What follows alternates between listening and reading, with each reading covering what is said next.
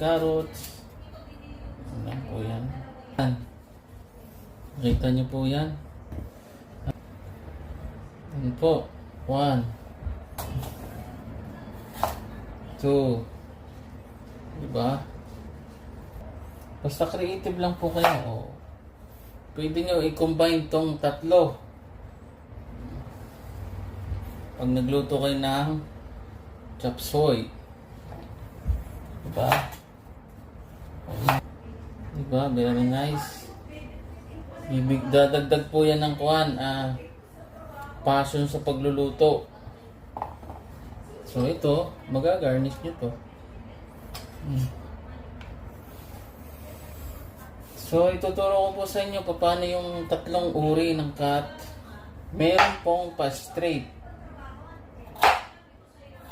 Yun po yung isa. Pangalawa, yan po yung pangalawa. Pangatlo, dito kayo magsisimula sa gitna. So dito po yung pinaka support.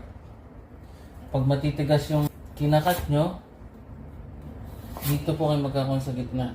Ulit. Merong bilog. Meron ito. At saka meron ito. Para sa isang carrots. Diba? Galing.